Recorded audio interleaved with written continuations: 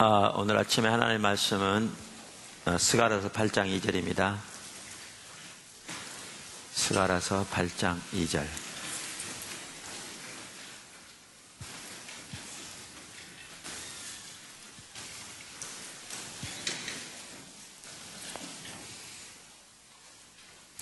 만군의 여호와가 이같이 말하노라.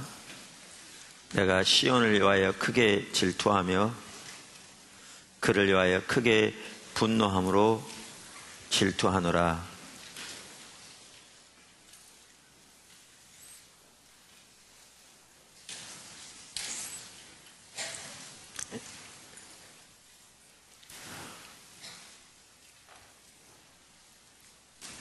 오래전 얘기인데 제가 처음 교회 개척하고 이렇게 섬기고 그럴 당시인데 그 당시에 이렇게 집중적으로 주님을 찾으면서 또 1년에 한두 차례씩 외국에 나가서 집회도 참여하고 그랬습니다. 네. 그러니까 은혜도 받고 자료들도 이렇게 사오고, 또 요즘은 하나님께서 또 다른 나라들 가운데 어떻게 하나님 역사하시나 보기도 하고. 근데 그 당시에 이렇게 어떤 분이 설교하면서 이렇게 하나님이 참 귀하게 쓰신 분이었는데, 하나님께서 자기에게 주신 은혜들 많은 사람들에게도 나눠지게 하시고, 여러분 중에 많은 사람들이 나와 같이 그렇게 하나님 앞에서 세워질 거라고 그렇게 얘기하시더라고요. 뭐 그런 얘기를 들으면 다 좋은 얘기인데, 제 입장에서는 개척교회 하면서 그거 뭐 정말 힘들어서 잘 되는 것 같지도 않고, 그러고 있는 상황에서 그런 얘기를 들으면 뭐 좋은 얘기지만 꿈 같은 얘기고,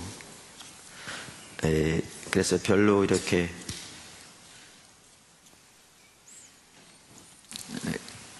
마음에 크게 와닿지 않은 뭐 그런 얘기들이었어요.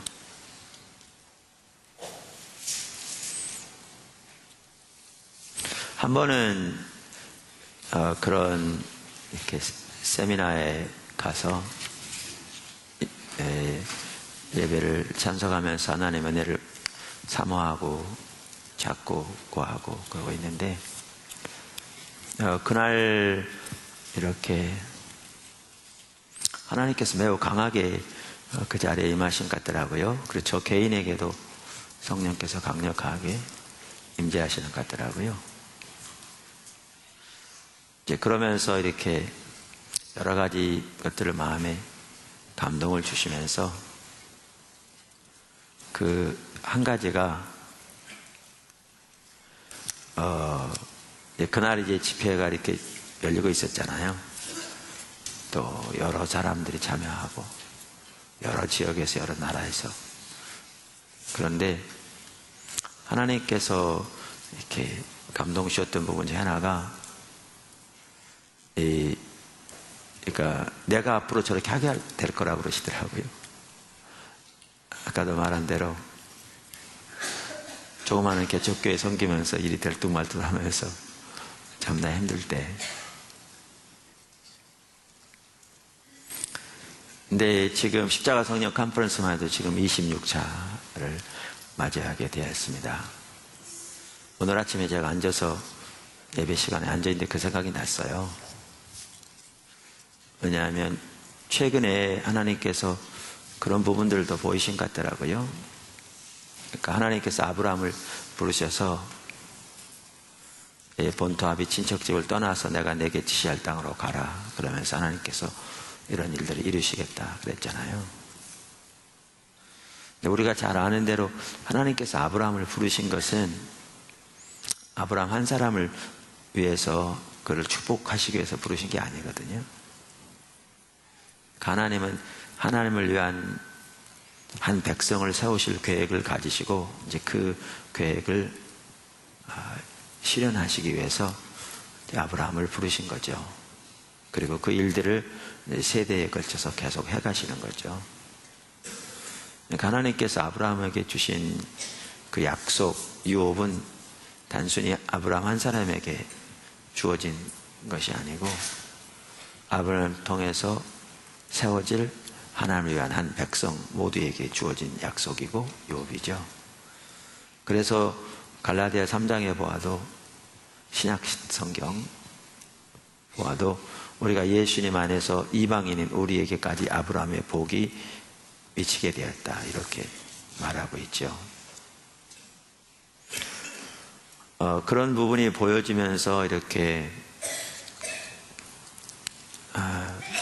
하나님께서 예를 들면 뭐 저에게 저런 은혜를 주셨다 그런 부분이 뭐 하나님께서 아브라함을 부르시고 이거하고는 차원이 다르죠. 그거하고는 얘기가 다른데 제가 그 얘기를 하려고 하는 게 아니고요. 이제 그런 부분이 보여지면서 저 같은 경우에는 뭐가 보여졌냐면 갑자기 전에도 그런 부분은 뭐 이해하고는 있었지만 막연하게 생각하고 있었는데 하나님께서 저에게 어떤 은혜를 주셨다면 그것은 나눠지기 위한 것이다 라는 게 보여졌고요. 하나님께서 많은 사람들을 저에게 은혜를 주신 것처럼 혹은 그보다 더 놀랍게 은혜를 주셔서 선교회면 선교회만 하더라도 사목교 선교회를 통해서 하나님이 수많은 사람들을 세우실 것을 이렇게 말씀하시는 것 같았어요.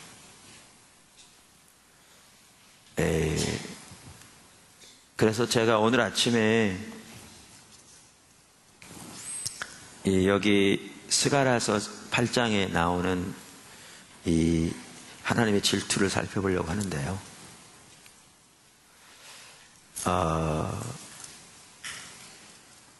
그러니까 지금 생각해도 그런 것 같아요. 제가 아까 잠깐 말씀드린 것처럼 처음 교회 개척할 때 정말 아무것도 안 되지는 것 같고 힘들고 그렇게 나름대로 열심히 노력하는데 사역은 전혀 진행되지 않은 것 같은 앞에 보이지 않은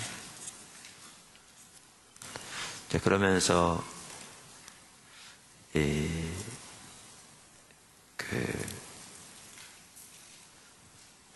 은혜받교에서 이제 사모하고 찾기도 하고 다니기도 하고 그럴 때 제 눈에는 그게 보여지는 것 같더라고요. 어떤 그런 시간들을 통해서 하나님의 길이 또 하나님의 어떤 소중한 의중과 마음이 하나님의 얼굴을 구하는 삶부터 시작해서 그러니까 이제 다른 사람들이 보기에는 뭐 겉으로 보기엔 내놓을 거 아무것도 없는 거죠. 정말 초라하고 외부적인 규모나 뭐 모양으로 보면 아무것도 내세울 게 없는 근데 제 눈에는 그런 어떤 하나님의 길이 의중이 비전이 보여지는 것 같았어요. 물론 그것이 점진적으로 더 명확해지지만 그래서 이제 줄기차게 주님을 이렇게 찾고 이렇게 구하고 기도 우리 중보기도만 하더라도 기도하게 되고 그러면서 언제 어느 때부터 이렇게 말할 수는 없지만 어느 순간부터 이렇게 하나님께서 그 일들을 내 가운데서 또 내 주위에서 이루어 가시는 게 보여지는 것 같더라고요. 그러니까 그분이 앞서가셔서 제가 오늘 아침에 여기 나누고자 하는 것은 하나님의 시온을 향한 하나님의 질투, 다시 말하면 교회를 향한 하나님의 불타는 질투를 살펴보려고 하는데요. 이번 주간에 이렇게 하나님 앞에서 우리가 기대하고 또 사모한다고 말씀드린 것처럼 이 하나님의 질투가 여러분에게 보여졌으면 좋겠어요.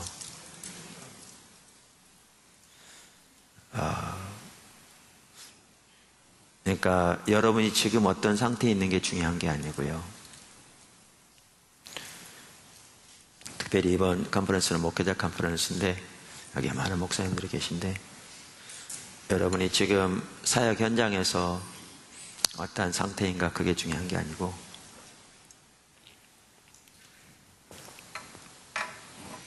하나님의 비전과 열망 그리고 그 하나님의 비전과 열망을 향한 하나님의 질투가 여러분에게 보여졌으면 좋겠고요. 이제 그게 여러분에게 보여지면 여러분은 다른 사람이 보기에는 외적으로 정말 볼 것 없고 내세울 것 없고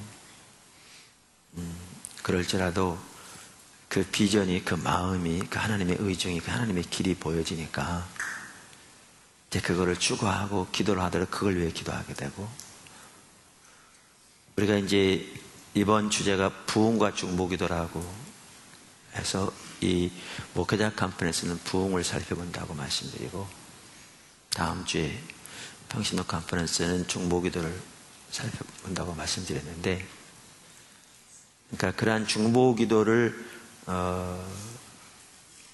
나갈 때에도 그러니까 사실 제가 중보기도라고 부르는 거는 성경에 보면 그게 기도예요. 그러니까 하나님의 사람들이 기도를 그렇게 했어요. 모세든지 사무엘이든지 느헤미야, 예레미야, 다윗, 신약에 예수님 말할 것도 없고 베드로, 바울 다 그렇게 기도했는데 이제 우리는 기도하면 너무나 자기중심적인 기도가 가득하죠. 그래서 내 목적을 위해 내 목표를 위해 그저 하나님을 설득시키려고 노력하는 자기중심적인 기도가 가득해서 그거를 기도라고 생각하기 때문에 제가 그거를 부흥을 위한 중보기도라고 이름을 따로 붙일 정도로 사실 원래 그게 기도인데요. 일반적인. 그런데 그러니까 그 중보기도만 하더라도 그 하나님의 뜻이 이루어지도록 하나님의 원하시는 비전과 열망이 이 땅에 이루어지도록 붙들고 하나님께 밤낮으로 기도하는 거거든요. 근데 그렇게 이제 비전이 보여지고 하나님의 의중이 보여지면 기도만 하더라도 그렇게 기도하게 돼 있고 그렇게 하나님 앞에 간구하고 그것을 위해서 추구하고 거기에 삶을 드리고 그 길을 배우기 위해서 성경을 찾고 앞서간 믿음의 선배들의 책을 보고 이렇게 하면서 집중적으로 주님을 구하게 되는 거죠. 그 비전이 보여지면. 그리고 그렇게 주님을 찾고 구하고 또 그 길을 배우기를 구하여 주님을 향하여 두드리고 하나님의 말씀 앞에 서고 이렇게 나가면 주님이 우리도 모르는 사이에 우리 삶 속에 오셔서 운행하시는 거죠. 그래서 그 기도하고 바라고 사모하고 열망했던 일들이 내 삶과 내 주변에서 이제 이루어지기 시작하는 거죠. 예, 그래서 중요한 것은 그 하나님의 비전이 보여지는 것 같더라고요. 예, 만약에 그런 부분이 사실 되지 않으면 우리가 살펴본 내용, 그렇구나. 맞아. 그래, 은혜스러운 얘기야. 그렇게 하면 좋겠네. 그렇지만 그 이상은 아무것도 아닙니다. 그냥 지나가는 것이고요. 또 그런 얘기를 한두 번 듣다 보면 저에게 들은 얘기 또 들은 거고 당연히 아는 얘기 이렇게 가지만 그게 나와는 아무런 상관도 없는 실질적으로는 그렇게 되는 거죠. 그래서 중요한 것은 그 하나님이 우리의 마음문을 열어주셔서 단순한 이론적인 깨달음이 아닌 하나님이 비전을 우리에게 보게 하시고 그 하나님의 비전을 향한 그 열망을 알게 하시고 그리고 그 열망이 우리 속에 부어지는 이제 그게 중요한 것 같더라고요. 그래서 이번 집회를 통해서 하나님께서 여러분의 삶 속에 그런 일을 이루시기를 간절히 소원하고요. 예수님을 축복합니다. 또 그런 일이 일어나기를 구해서 주님을 찾으시면 그분을 향해 갈급하면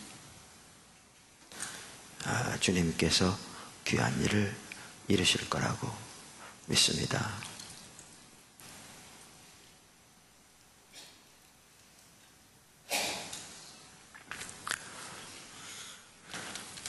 우리 한번 같이 기도했으면 좋겠습니다.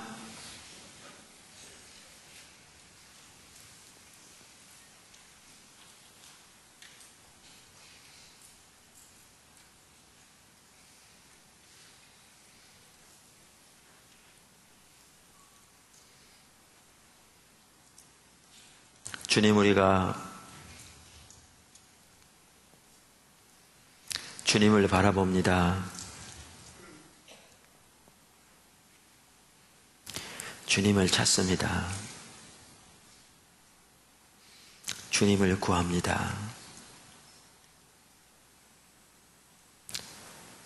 주님의 마음을 알리소서. 주님의 비전을 보이소서.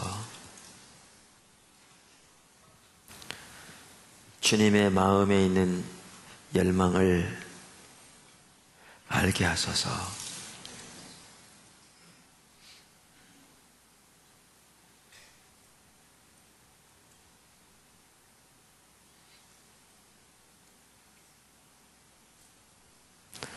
그 주님의 마음에 있는 그 비전과 열망이 우리에게 보여지기를 사모하고 갈급하고 추구하는 그 은혜가 우리 한 사람 한 사람에게 부어지게 하옵소서.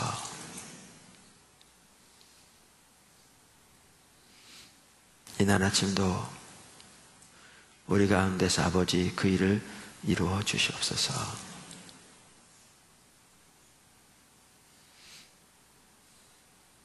성령님 이 시간 능력으로 오시옵소서.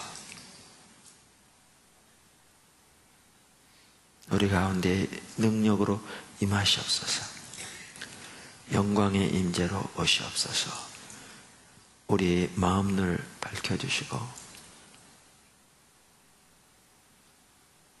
우리 가운데서 운행하시고 역사하셔서 아버지를 이루어 주시옵소서. 주님 사랑합니다. 예수님의 이름으로 감사하며 기도드렸습니다. 네, 그렇게 제가 곧 설교 시작할 텐데요.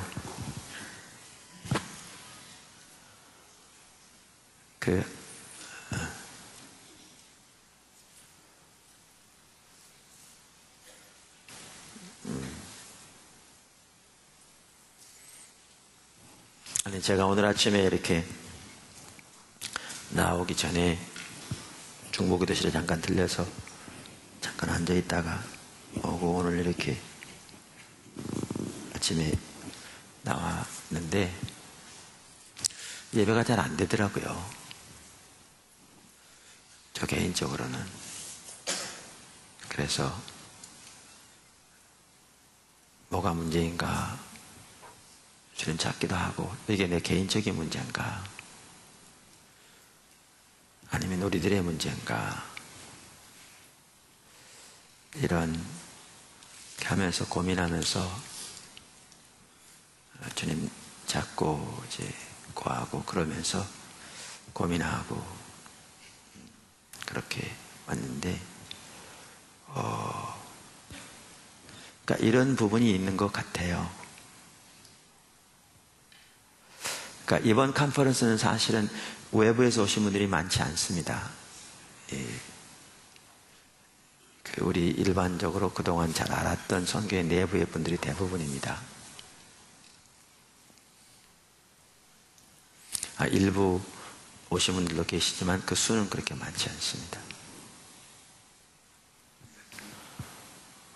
그리고 이번 컨퍼런스를 이렇게 하면서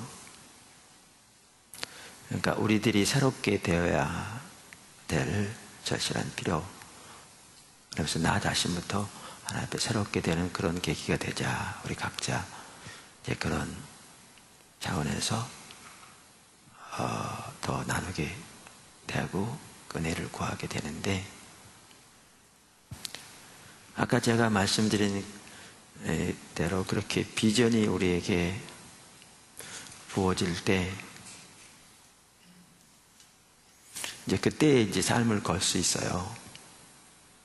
그러니까 다른 사람 뭐라고 그래도 겉으로는 전혀 안 보여도 내 눈에는 그 길이 보이니까, 그 비전이 보이니까 거기다 삶을 걸 수 있어요. 근데 그런 비전이 여기에서 보여지기 위해서는 주님을 찾는 게 중요해요. 다시 말하면 주님을 찾으려면 한 가지 중요한 게 외로운 것도 좋아요.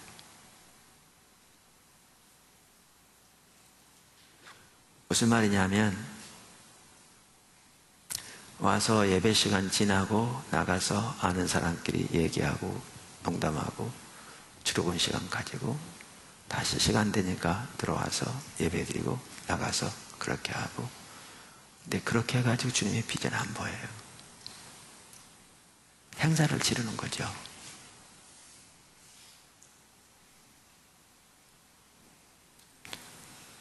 또 하나 행사를 치르는 거예요.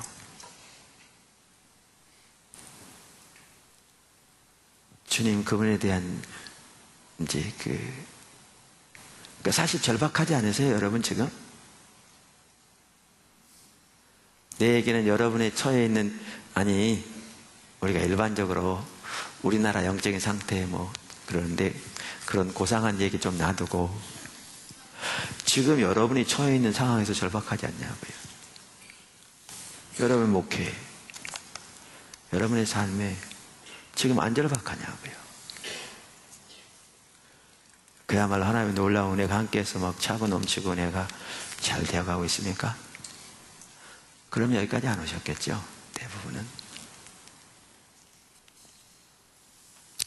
그러면 그렇게 좀 외로운 것도 중요한 것 같더라고요. 내 절박한 상태 하나님 앞에서 어떻게 해야 할지. 그러면서 이제 주님 앞에 기다리고 찾고 이제 사모하고 이제 그럴 때 주님의 어떤 그 마음이 부어지기도 하고 주님 비전이 보여지기도 하고 이제 이렇게 되는 것 같아요.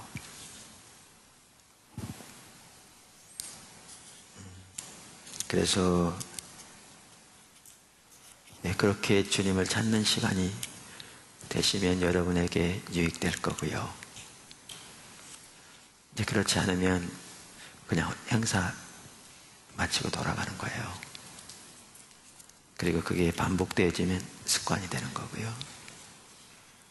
이제 그렇게 되면 이제 때우는 거예요. 그리고 이제 우리가 조금이라도 그런 자세가 있으면 우리 예배 가운데 하나님의 임재는 제한돼요. 실제로 주님을 구해서 나온 게 아니니까요.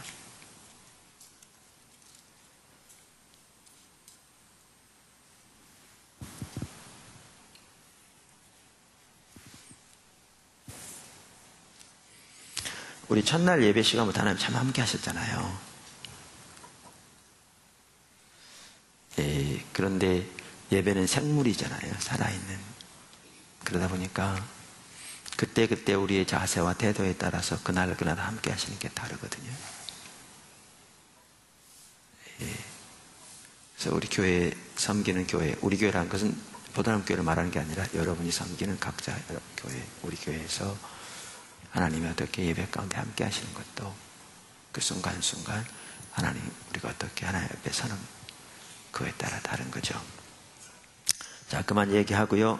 이제 오늘 살펴볼 텐데 제가 나누고자 하는 말은 그 말입니다. 하나님의 질투가 여러분에게 보여졌으면 좋겠고요. 그게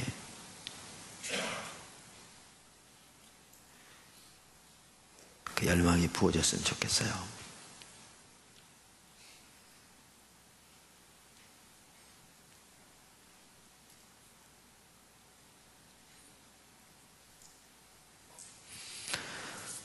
네, 스가랴 8장 2절 다시 한번 읽겠습니다. 만군의 여호와가 이같이 말하노라.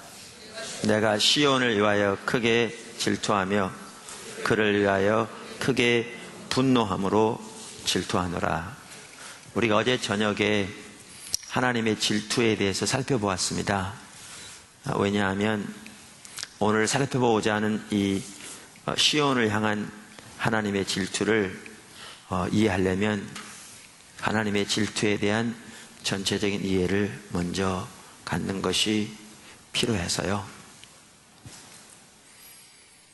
여기에 보면 하나님이 시온을 위해서 크게 질투하신다 라고 말씀하시며 심지어 하나님은 시온을 위해서 크게 분노함으로 질투하신다 이렇게 말씀하셨습니다. 그런데 여기 시온을 향해 크게 분노함으로 질투하시는 이 질투는 오늘날 하나님의 교회를 향한 하나님의 질투입니다. 그래서 하나님은 교회를 향해 크게 분노함으로 질투하십니다. 그래서 그 부분을 오늘 살펴보기 원합니다. 첫째, 하나님은 성전의 회복을 이스라엘 백성의 회복으로 이해하셨습니다. 제가 금년 안식오를 다녀온 뒤로 이렇게 스가랴 학계를 중심으로 해서 이렇게 교회를 향한 또 하나님의 비전과 열망, 그리고 그것에 대한 하나님의 질투, 그리고 하나님의 질투로 인해서 우리에게 오늘날 주시기 원하시는 하나님의 은혜, 이러한 부분들이 또 선명히 보여지더라고요. 그래서 제가 교회에서 설교하면서, 제가 섬기는 포도나무교회 설교하면서 하나님이 구체적으로 이 메시지를 지금 우리들에게 주신 것 같더라고요. 그러니까 교회면 교회, 성교회면 성교회, 바로 이 시점에 우리들에게. 그리고 이번 컨퍼런스를 하면서 제가 첫날 말씀드린 대로 하나님께서 그 부분을 나누기를 원하시는 것 같은 기도하는 중에 감동이 주어져서, 그래서 그 부분을 나누려고 정리를 하다 보니까 이번 컨퍼런스는 주제가 2개로 나눠진 겁니다. 그러면서 이 교회를 향한 이 하나님의 질투를 더 보게 하셨습니다. 지금 제가 살펴보고자 하는 이 부분은 제가 이미 쓴 예배 회복책 1단원에 있는 내용들입니다. 그러니까 그 전부터도 보이신 부분들이죠. 특별히 하나님께서 이번에 더 보게 하신 것은 이러한 하나님의 질투를 보게 하시면서 그 질투 때문에 우리들에게 주시기 원하시는, 그리고 우리가 알기 원하시는 그 은혜와 기름 부음, 그 부분이었어요. 이제 그 부분이 다음 2시간에 걸쳐서 다뤄지게 될 텐데요. 그런데 그 전에 오늘 이 시온을 향한, 오늘 성경에 보면 그게 교회를 향한 건데, 교회를 향한 하나님의 분노함으로 크게 질투하시는 그 질투를 우리가 보는 것이 매우 중요한 것 같습니다. 그래서 그 부분을 전반적으로 살펴보고자 합니다. 그래서 그 첫 번째 이 부분을 보려면 하나님은 성전의 회복을 이스라엘 백성의 회복으로 이해하셨다라는 것이죠. 자, 스가랴서 1장 7절을 보십시오. 다리오 왕 제2년 11째 달 곧 스바돌 24일에 이또의 손자 베가라의 아들 선지자 스가랴에게 여호와의 말씀이 임하니라. 여기에 보면 하나님께서 스가랴에게 주신 첫 번째 환상에 대해서 이제 다루기 시작하고 있거든요. 근데 그게 언제 왔느냐 하면 다리오 왕 2년 11째 달 곧 스바돌 24일에 임했다, 이렇게 써 있습니다. 제가 주석을 찾아보니까요, 이날은 오늘날 우리의 서기로 말하면 서기전 519년 2월 15일이랍니다. 그걸 여러분들이 기록해 놓으시면 좋을 것 같아요. 왜냐하면 조금 이따 살펴볼 내용이 있거든요. 그러니까 이 지금 스가랴에게 하나님의 이 말씀이 임한 게 서기전 519년 2월 15일입니다. 근데 그날 주신 그 하나님의 말씀에 의하면 스가랴 1장 12절에 뭐라고 되어 있는가 하면 이렇게 되어 있습니다. 여호와의 천사가 대답하여 이르되 만군의 여호와여, 여호와께서 언제까지 예루살렘과 유다 성읍들을 불쌍히 여기지 아니하시려나이까? 이를 노하신 지 70년이 되었나이다. 그러니까 이걸 보면 아주 중요한 것을 볼 수 있는데요. 그러니까 예레미야 시대에 이스라엘과 유다가 멸망했잖아요. 서기전 586년에 바벨론에 의해서 멸망했습니다.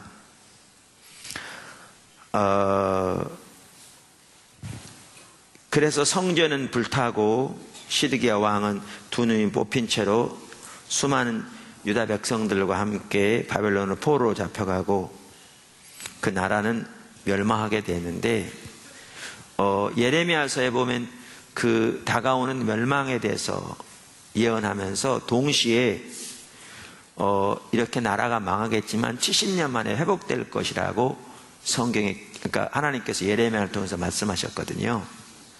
그게 어디 나오냐면 예레미야서 25장 11절, 29장 10절 등에 나와요.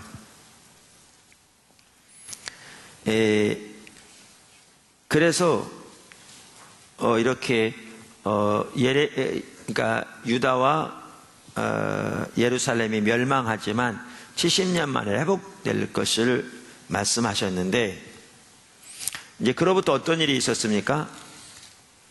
그로부터 서기전 538년, 그러니까 사실 바벨론의 포로로 잡혀가 있던 유다 백성들이 회복된다는 것은 그 당시에 정말 생각할 수 없는 일이었죠. 그런데 서기전 538년 페르시아 왕 고레스가 바벨론을 멸망시켜요. 그리고 통합 페르시아 바사국이죠. 바사국을 세우고 그 원년에 유대인들로 하여금 예루살렘으로 돌아갈 수 있도록, 그리고 돌아가서 성전을 지을 수 있도록 칙령을 내립니다. 그게 에스라서 1장 2절에서 4절, 6장 3절에서 5절에 있는데요. 그게 538년에 일어납니다. 그러니까 아까 586년에 멸망했는데 48년 만에 저들이 돌아오지요. 이제 그래서 수르바벨을 인도하여 5만 명이 돌아와서 예루살렘에 정착하면서 그들이 성전 짓는 일을 시작하고요. 성전 짓기를 시작한 지 2년 만에 성전의 기초를 놓고 하나님께 감사하면서 감사 예배를 드립니다. 그게 서기전 536년입니다. 그게 에스라서 3장 8절 10절에 나옵니다. 그러니까 다시 말하면 서기전 586년에 멸망했는데 딱 50년 만에 그 일이 일어난 거죠. 근데 이제 성전의 기초를 놓고 이렇게 하나님께 감사를 드렸는데 이렇게 성전을 짓기 시작하자 사마리아 사람들과 주변 사람들이 이제 유다가 다시 강해지면 자기들이 어려움을 당할까봐 두려움을 갖게 되면서 그들이 집중적으로 성전 짓는 일을 방해합니다. 그래서 심지어 그들이 바사국 왕에게 조서를 보내게 되었고, 그 당시에 바사국 왕이었던 아닥사스다 왕 1세는 칙령을 내려서 유다 백성들이 성전 짓는 일을 못하게 합니다. 그게 에스라 4장에 나옵니다. 그러니까 성전 짓는 일을 계속하는 것은 이제는 바사국에 반역한 행위가 된 거죠. 왕명을 어기는. 그것은 이제 다시 돌아와서 정착하기 시작했는데 시작하자마자 완전히 다 멸살당할 그런 위험에 처했기 때문에 성전 짓는 일은 중단됩니다. 그렇게 중단되기를 15년 동안 중단됩니다. 그러던 중에 서기전 521년에 다리오 왕이 즉위합니다. 그리고 그 이듬해인 서기전 520년 하나님의 말씀이 학개와 스가랴에게 임하여 유다 백성들에게 성전 짓는 일을 힘쓰라고 촉구하기 시작합니다. 그러면서 아까 뭐라고 말씀드렸냐면 다리오 왕 2년 11째 달 곧 스바돌 24일에 이 하나님의 말씀이 스가랴에게 임했다, 그렇게 말했어요. 그때가 언제라고요? 아까 서기전 519년 2월 15일이라 그 말이죠. 근데 이제 저는 여기서 이걸 보기 원하는 겁니다. 아까 저들이 바벨론 포로에서 돌아온 게 언제 돌아왔다고요? 서기전 538년에 돌아왔다, 이렇게 말씀드렸어요. 그리고 이러한 일이 있었다. 그러면 지금까지 몇 년이나 지났습니까? 519년이니까 19년이나 지났어요. 그러니까 뭐 18년에 19년, 그 달에 따라서 다른데, 그러니까 유다 백성들이 바벨론 포로에서 돌아온 지만 하더라도 벌써 18년 내지 19년이나 지났습니다. 그랬는데 그 시점에서 하나님은 뭐라고 그러니까 천사를 통해서 뭐라고 지금 뭐를 보여주냐면 하나님이 노하신지 그 노하심이 안 끝났다는 거죠. 특별히 예레미야서에 보면 70년 만에 하나님께서 유다 나라를 회복시킬 거라고 말씀하셨는데 그 예언이 아직 성취 안 됐다는 거죠. 아까 읽은 구절에 의하면 12절 그렇죠? 여호와께서 언제까지 예루살렘과 유다 성읍들을 불쌍히 여기지 아니하시려나이까. 지금까지 아직 그게 불쌍히 안 여기셨다는 거죠.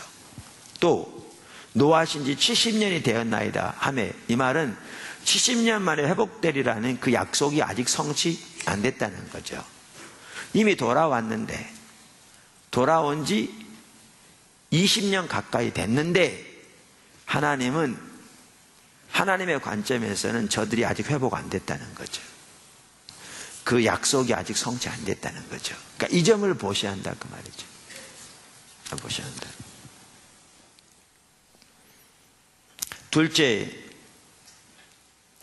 하나님께서 돌아오시는 것과 성전이 세워지는 것이 연결되어 있습니다. 그러니까 이렇게 유다 백성들이 사회적으로 돌아오고 정착하고 그랬는데 왜 하나님은 저들이 아직 회복되지 않았다고 보시는가? 하나님은 그러면서 저들에게 성전을 지을 것을 촉구하세요. 학개와 스가랴를 통해서. 그래서 여기에 보면 아까 말씀드린 대로 하나님은 이스라엘 백성들의 회복을 성전의 회복의 차원에서 이해하시는 걸 볼 수 있어요. 그러니까 아무리 정치적으로 사회적으로 회복되고 그들이 돌아와서 정착될다 할지라도 성전이 회복되지 않으면 하나님은 그들이 회복된 것으로 보지 않으세요. 이게 아주 중요한 의미를 가진다 그 말이죠. 자, 그러면 왜 하나님은 이스라엘 백성들의 회복을 성전의 회복의 차원에서 이해하시느냐? 왜 성전이 회복되지 않으면 그렇게 이미 돌아와서 정착했음에도 불구하고 저들이 회복된 것으로 이해하지 아니하시느냐? 그 이유는 지금 말씀드린 대로 성전이 회복되는 것과 하나님이 그들에게 돌아오시는 것이 연결되어 있어요. 그러니까 바꿔 말하면 아무리 사회적으로 정치적으로 저들이 돌아왔어도 하나님이 그들 가운데 돌아오시지 않으면 그건 전혀 아직 회복 안 된 거예요. 그래서 성전이 세워지는 것과 하나님이 그들에게 돌아오시는 것이 연결되어 있기 때문에 하나님은 성전의 회복을 이스라엘 백성들의 회복으로 이해하시는 것입니다. 사실 구약에서부터 하나님은 성전 건물 그 자체에 관심이 있지 않으셨습니다. 그러니까 성전이 지어지는 것과 하나님이 돌아오시는 게 연관되어 있다고 그러니까 건물 자체에 관심이 있는 게 아니라 그 말이죠. 우리가 잘 아는 대로 솔로몬이 성전을 봉헌하면서 하는 첫마디가 그 중에 하나가 하나님이 참으로 땅에 거하시리까 하늘과 하늘들의 하늘이라도 열왕기상 8장 27절입니다. 주를 용납하지 못하겠거든 하물며 내가 건축한 이 성전이오리까 이렇게 말했고요. 이사야서 66장 1절과 2절에서는 하나님이 말씀하신 겁니다. 여호와께서 이와 같이 말씀하시되 하늘은 나의 보좌요 땅은 나의 발판이니 너희가 나를 위하여 무슨 집을 지으랴 내가 안식할 처소가 어디랴 그러면서 나 여호와가 말하노라 내 손이 이 모든 것을 지었으므로 그들이 생겼느니라. 그래서 하나님이 천지를 창조하셔서 생기게 되었는데 사람이 지은 그 집에 어떻게 거하겠느냐 이렇게 말씀하시고요. 예수님께서도 그 당시에 엄청난 규모의 성전이 존재하고 있었고 참으로 성대한 예배가 거기서 드려지고 있었지만 그 모든 의식에 관심이 없으셨습니다. 우리가 이미 살펴본 대로. 그리고 성전 그 자체에 관심이 있었다면 학계 시대에 그 초라한 건물을 짓도록 허락하지 않으셨을 겁니다. 그러니까 우리가 기억할 것은 구약 시대부터 하나님은 성전 건물 그 자체에 관심이 있지 않았습니다. 그럼 뭐에 관심이 있느냐?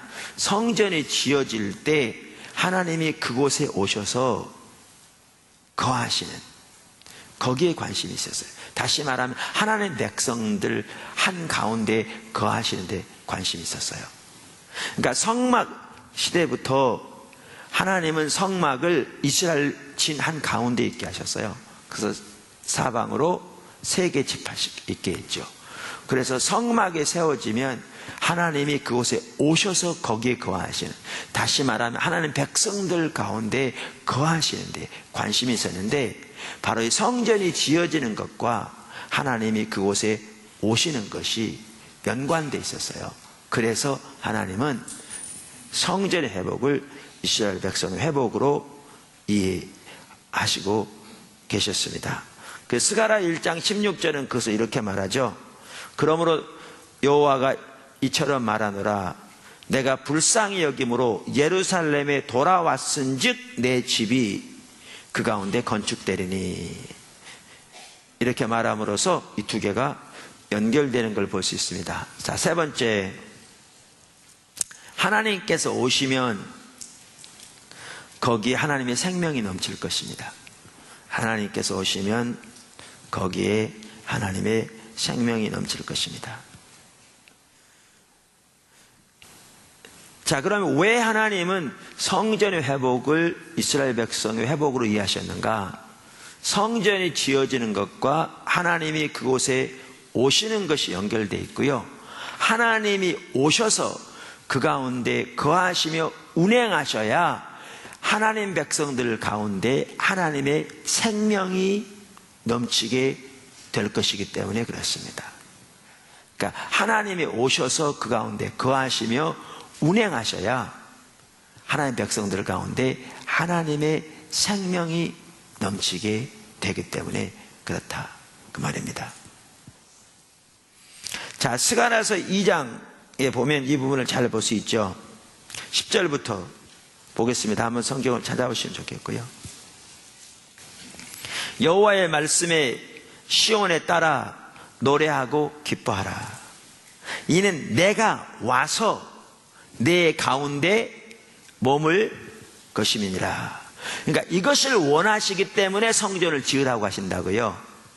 이해되시죠? 그러니까 이 일이 안 이루어지면 이미 하나님의 백성들이 돌아와서 정착한 지 20년 가까이 되었는데도 하나님은 저들이 회복됐다고 안 보신다고요. 안 보신다고요. 하나님이 예루살렘을 아직 긍휼히 여기셨다고 생각하지 않는다고요. 성경은. 왜? 하나님이 오셔서 그 가운데 머물러야 되기 때문에. 그것이 성전 짓는 것과 관련이 있는 거죠. 자, 그러면 이렇게 하나님이 오셔서 머물면 어떤 일이 있는가? 11절부터 나오죠. 그날에, 그러니까 그날은 뭐냐면 그분이 오셔서 머물 때, 그날에 많은 나라가 여호와께 속하여 내 백성이 될 것이요, 나는 내 가운데 머물리라. 내가 만군의 여호와께서 나를 보내신 줄 알리라. 이 말은 천사가 하는 말이거든요. 그러니까 일이 반드시 이루어질 거라. 그러니까 이게 하나님이 나를 보내신 것을 그날에 알게 될 거다, 그 말이죠. 여호와께서 장차 유다를 거룩한 땅에서 자기 소유를 삼으시고 다시 예루살렘을 택하시리니. 자, 여기 보시면요, 하나님이 다시 어디를 택하신다고요? 예루살렘을 택하신다. 그러니까 하나님이 원래 예루살렘을 택하셨습니까? 택하셨잖아요. 누구 시대에? 다윗 시대에 보시면 하나님이 예루살렘을 택하시고 그곳에 솔로몬 성전이 지어지게 하시고 하셨죠. 자, 그런데 이 하나님이 택하셨으면, 한번 택하셨으면 영원히 택하시는 거잖아요. 근데 여기에 보면 어떻게 한다고 했어요? 다시 택하신다고 그랬어요. 그러니까 저는 제가 뭐 똑같은 얘기를 이렇게 하냐 그럴 텐데 저는 이걸 보기 원해요. 하나님이 택하신다는 말이 뭐냐? 하나님이 택하신다는 말은 단순히 어떤 신분적인 관계만을 말하는 게 아니고요. 하나님이 택하신다는 말은 하나님이 그곳에 오셔서 거하시며 그 가운데 운행하시는 것을 의미해요. 그게 거기에 포함되어 있어요. 그러니까 하나님이 예루살렘을 택하신다는 말은 여기에 보면 뭐가 의미되어 있어요? 그날에 하나님이 오셔서 그 가운데 거하시며 그 가운데 역사하시는 것이 포함되어 있다고요. 아까 그 후에 11절도 보면 그날에 많은 나라가 여호와께 속하여 내 백성이 될 것이요, 이 일은 하나님이 오셔서 머물 거기 때문에 이런 일이 일어날 거라, 그 말이죠. 하나님의 임재로 인하여, 하나님의 영광으로 인하여. 그러니까 이 하나하나가 뭡니까? 하나님의 생명이죠. 생명이죠.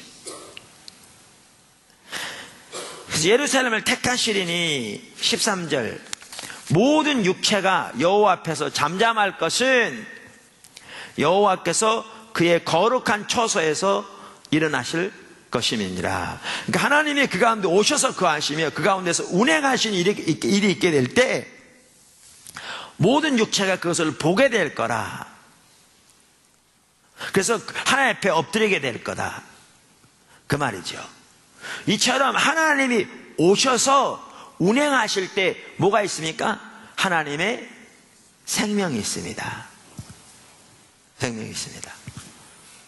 네 번째, 시온을 향한 하나님의 질투. 자, 이제 오늘 읽었던 본문으로 돌아옵니다. 아까 스가랴 8장 2절에 보면 뭐라고 말씀하고 계세요? 만군의 여호와가 이같이 말하노라. 내가 시온을 위하여 크게 질투하며 그를 위하여 크게 분노함으로 질투하노라 그랬어요. 그러니까 여기에 보면 크게 질투한다, 분노함으로 질투한다, 이게 나오죠. 근데 이게 뭘 말하냐는 거죠. 뭘 말하냐는 거죠. 그러니까 뭐에 대한 질투냐는 거죠. 제가 아까 그게 교회를 향한 질투라면서요, 제가 그렇게 말씀드렸는데, 여러분 그렇게 말할 수 있는데, 이게 어떤 의미에서 교회를 향한 질투냐는 거죠. 자, 지금까지 이렇게 기초를 놓았는데, 이걸 보면 이 스가랴 8장에 나오는 이 시온을 향한 하나님의 질투가 무엇인가를 알 수 있어요. 그 질투가 무엇이냐면, 하나님의 성전이 그곳에 이제 세워져서, 이제 그 당시로 말하면 하나님이 그곳에 임하시고 그 가운데 거하시면서 운행하심으로 하나님 백성들 가운데 하나님의 생명이 넘치는 그것에 대한 질투예요. 하나님은 그것을 분냄으로 질투하신다고 말하고 있어요. 그러니까 이 질투가 우리들에게 보여지길 바라는 거예요. 이 질투가. 사실 하나님은 그 전부터 시온을 향해 큰 질투를 가지고 계시다, 이렇게 말했거든요. 자, 1장 12절 보십시오. 스가랴서 1장 12절. 여호와의 천사가 대답하여 이르되, 만군의 여호와여, 언제까지 예루살렘과 유다 성읍들을 불쌍히 여기지 아니하시려나이까? 이를 노하신 지 70년이 되었나이다 하며, 아까 말씀드렸죠. 13절. 여호와께서 내게 말하는 천사에게 선한 말씀, 위로하는 말씀으로 대답하시더라. 14절 보십시오. 내게 말하는 천사가 내게 이르되, 너는 외쳐 이르기를, 만군의 여호와의 말씀에 내가 예루살렘을 위하여 시온을 위하여 크게 질투하며, 여기도 나오죠. 안일한 여러 나라들 때문에 심히 진노하나니 나는 조금 노하였거늘 그들이 힘을 내어 고난을 더하였습니다. 16절. 그러므로 여호와가 이처럼 이르노라. 내가 불쌍히 여김으로 예루살렘에 돌아왔은즉 내가 내 집이 그 가운데 건축되리니 예루살렘 위에 목줄이 쳐지리라. 만군의 여호와의 말이니라. 그가 다시 외쳐 이르기를, 만군의 여호와의 말씀에 나의 성읍들이 넘치도록 다시 풍부할 것이라. 여호와가 다시 시온을 위로하며 다시 예루살렘을 택하리라 하라 하니라. 무슨 말이냐면, 하나님의 성전이 세워지고 하나님이 그곳에 임하셔서 그 가운데 거하시며 운행하심으로 하나님의 생명이 그 가운데 넘치는 그것에 대해서 하나님이 크게 질투하시는 걸 볼 수 있죠. 보이십니까? 그래서 그 생명 중에 하나는 다시 풍부가 넘치게 될 것이라, 이렇게 말하죠. 그리고 그것을 두고 지금 여기 뭐라고 말하고 있는가 하면, 이것을 두고 하나님이 예루살렘을 위로하는 것으로 이해하고 있고, 이것을 두고 성경은 하나님이 예루살렘을 택하신 것으로 이해하고 있죠. 스가랴 2장 10절 이하도 마찬가지입니다. 아까 읽었던 구절 다시 한번 보시죠. 똑같은 구절 오늘 많이 읽을 겁니다. 원래 설교가 잘 안 풀리면 그래요. 네, 제가 원하는 건 여러분들이 그 비전을 볼 수 있기를 바라요. 하나님 도와주세요. 저는 설교 준비하면서요, 아까 하나님께서 백성들 가운데 오셔서 거하시며 그들 가운데서 운행하심으로, 역사하심으로 하나님의 생명이 그 가운데 넘치는 그것을 두고 하나님이 크게 분노함으로 질투하셨다. 그게 스가랴 8장 2절에 나오는 질투라 제가 말씀드렸는데, 제 아래 그 아래다 뭐라고 썼는 줄 아세요? 제가 오 주여 저에게 이 질투를 알게 하옵소서, 이 질투를 부어 주옵소서, 이렇게 써놨어요. 그 질투가 내 눈에 보여지기를 원해요. 그 질투가 제 마음에 부어지기를 원해요. 그 하나님의 질투가. 스가랴 2장 10절, 여호와의 말씀에 시온에 따라 노래하고 기뻐하라. 이는 내가 와서 내 가운데 머물 것임이라. 아까 읽었죠? 그러면서 그날에 이렇게 하나님의 일이 일어날 거다. 자, 그러면서 이제 스가랴 8장으로 돌아옵니다. 금방 읽었던 구절이니까. 8장 2절 다시 보시죠. 이제 만군의 여호와가 이같이 말하노라. 내가 시온을 위하여 크게 질투하며 그를 위하여 크게 분노함으로 질투하노라. 여호와가 이같이 말하노라. 내가 시온에 돌아와 예루살렘에 거하리니 예루살렘은 진리의 성읍이라 일컫고 만군의 여호와의 산은 성산이라 일컫게 되리라. 여러분, 성경 심지어 구약부터요, 이게 명백한 게 거룩함은 하나님의 생명입니다.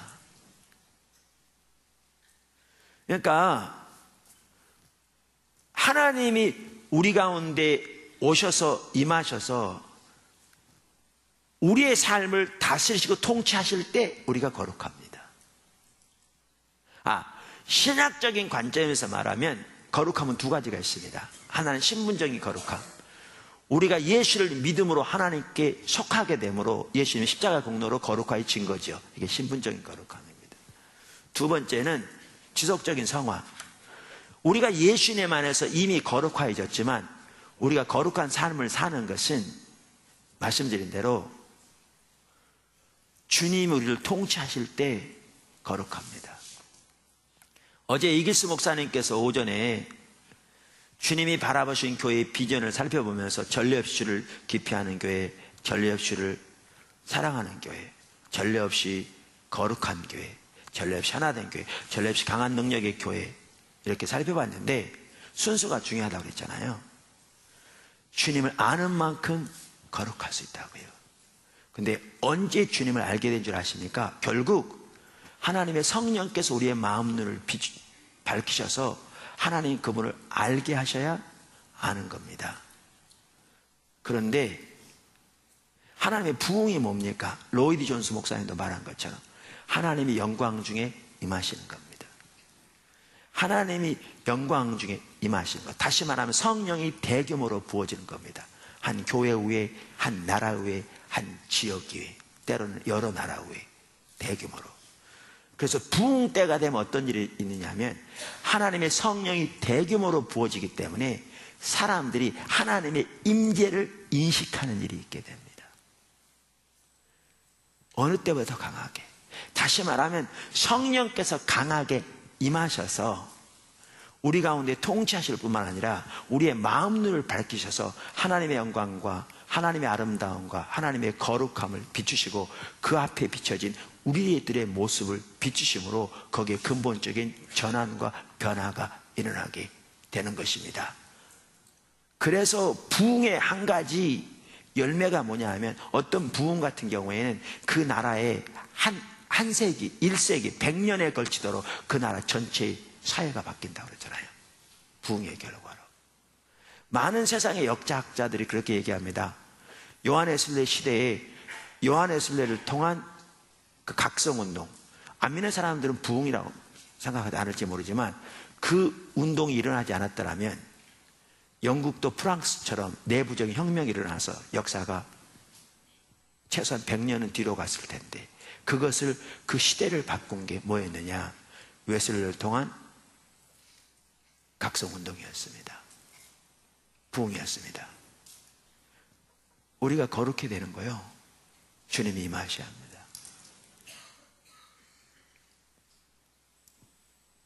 주님의 임재가 우리 삶을 통치해야 합니다.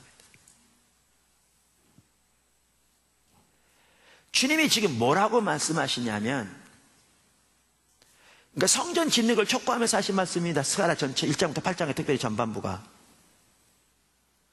학개서 전체가.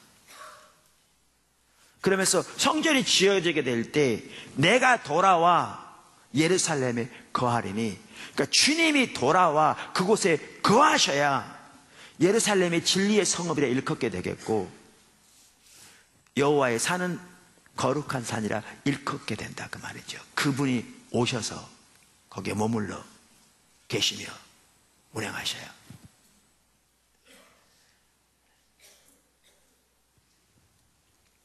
그래서 4절 보시죠. 만군의 여호와가 이같이 말하노라.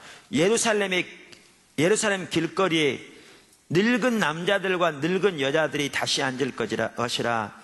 다 나이가 많음으로 저마다 손에 지팡이를 잡을 것이요 그 성읍 거리에 소년과 소녀들이 가득하여 거기에서 뛰놀리라. 여러분 생각해요. 이게 뭐냐 그럴지 모르지만요, 여러분 그 당시에 전쟁이 일어나면 가장 먼저 죽임을 당한 사람들이 어린아이와 노약자들이었습니다. 왜? 강하지 않는 사람은 살아날 수 없는 거죠.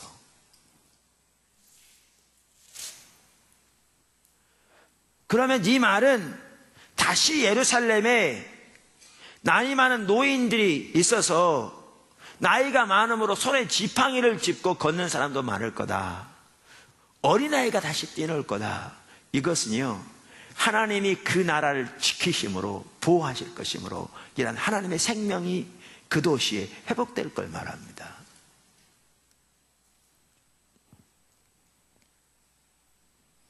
만군의 여호와가 이같이 말하노라. 이 일이 그날의 남은 백성의 눈에는 기이히 여기려니와 내 눈에는 어찌 기이하겠느냐. 만군의 여호와의 말이니라. 여러분, 남은 자란 말은 그 말이겠죠. 예루살렘이 그렇게 멸망할 때 에스라서를 보면요, 예루살렘에 있던 변변한 집 하나 그대로 남은 게 없을 만큼 다 불탔다고 돼 있어요. 완전히 잿더미가 된 겁니다. 그때 수많은 사람들이 살육을 당했죠. 아까도 말한 대로, 그러니까 어린아이를 땅에 메어치며 예수님께서 그 예루살렘에 대해서 심판하실 때 이걸 보아도요, 전쟁이 일어나면 많은 경우에 아이들은 그냥 무기로 죽이지도 않았습니다. 땅바닥에 집어 던져가 죽이기도 하고 벽에서 밖으로 집어 던져버리기도 하고요. 그렇게 죽였죠. 그 시대에. 그 참혹한 살육을 그들은 다 보았잖아요. 그 남은 자들 중에 다시 예루살렘에 이런 일이 일어난다는 것은 가능할 것 같지 않지만, 어떻게 그런 일이 일어날 수 있을까 싶지만 내 눈에는 어떻게 그것이 기이하겠느냐 이렇게 말함으로써 하나님이 하실 거라 그 말이죠. 그래서 여기에 보면 노인이 다시 말할 거라, 뭐죠? 그 어린아이가 말할 거라, 하나님의 생명이 넘치는 걸 말합니다. 주님이 오셔서 보호하실 거기 때문에 2장에 보면요, 예루살렘 성이 성곽이 없이 확장되질 거라. 그런데 하나님이 불담으로 성곽이 되실 거라. 이거 언제 일어난 줄 아십니까? 주님이 오셔서 거하셔야 일어나요. 하나님의 생명이에요.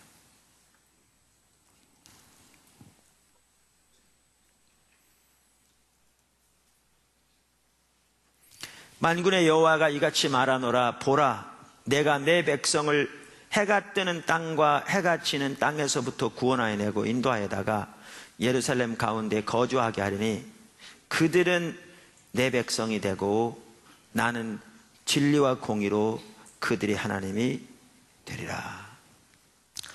저는 여기서 여러분 이걸 보시길 바랍니다. 그들은 내 백성이 되고 나는 그들이 하나님이 되리라. 자, 신의 산에서 하나님께서 언약을 맺으시면서 저들에게 하나님은 그들이 하나님이 되고 그들은 하나님의 백성이 되리라고 언약을 맺으셨습니다. 맞습니까? 그날 이후로 그들은 하나님 백성이었습니까? 아니었습니까?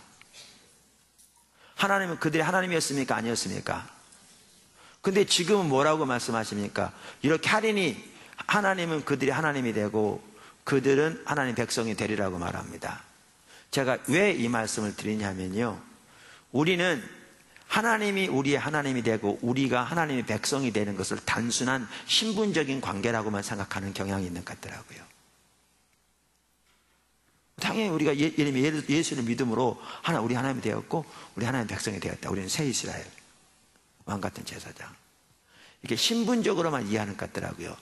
근데 제가 여기 이런 구절을 보고 여러분 도전하는데 집에 가셔서 한번 창세기부터 한번 구약이면 구약 여러분 연구해 보세요. 제가 보는 바대로 성경에서 말하는 하나님이 우리 하나님 되고 우리가 하나님 되는 것은요, 단순한 신분적인 관계를 말하는 게 아닙니다.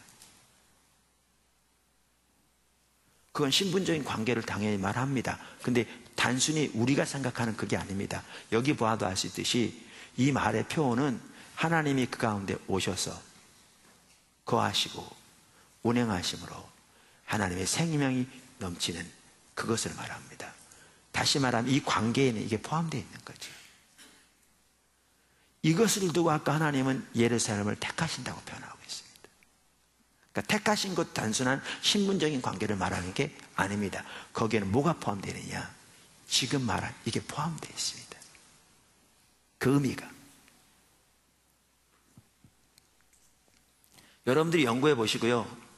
그게 아닌 것 같으면 저한테 성경 구절을 갖다가 저한테 알려주세요. 그럼 제가 다음부터는 그렇게 절대 말 안 할게요. 근데 제가 보는 바로는 분명히 그렇습니다. 이제 왜 그게 중요하냐면요, 이따 보시면 그게 그 의미라면 우리에게 의미하는 바는 완전히 다르거든요. 그러면서 이제 여기 스가랴 8장 9절 이하만 하더라도 이제 하나님이 오셔서 거할 거기 때문에 거기에 넘치게 될 하나님의 생명을 쭉 얘기합니다. 그러면서 저는 18절부터 읽겠습니다. 저는 이것만 생각만 해도 제 마음에 이렇게 늘 사모한 마음이 있더라고요. 만군의 여호와의 말씀이 내게 임하여 이르시되, 만군의 여호와가 이같이 말하노라. 넷째 달의 금식과 여섯째 달의 금식과 일곱째 달의 금식과 열째 달의 금식이 변하여. 이걸 보면 그 당시 얼마나 많이 금식했는 걸 볼 수 있어요. 그들의 상태가 얼마나 어려웠던가도 예측할 수 있겠죠. 그러면서 이것이 변하여 유다 족속에게 기쁨과 즐거움과 희락의 절기들이 되리니, 왜요? 주님이 오셔서 거하실 것이기 때문에, 운행하실 것이기 때문에. 예배가 모임이 기쁨과 즐거움과 축제의 모임이 될 거라. 오늘날 우리는 예배를 축제로 드려야 한다. 맞습니다. 그러면서 모양만 따온 거죠. 인위적인 방법과 인위적인 프로그램을 동원해서 그저 사람들을 즐겁게 하려고 그러는데 그거는 정말 타락한 예배입니다. 여기서 말한 축제는 그걸 말하는 게 아니고요, 주님이 오셔서 그 가운데 거하시며 운행하실 때 그 예배가 축제 예배가 될 거를 말하는 거지.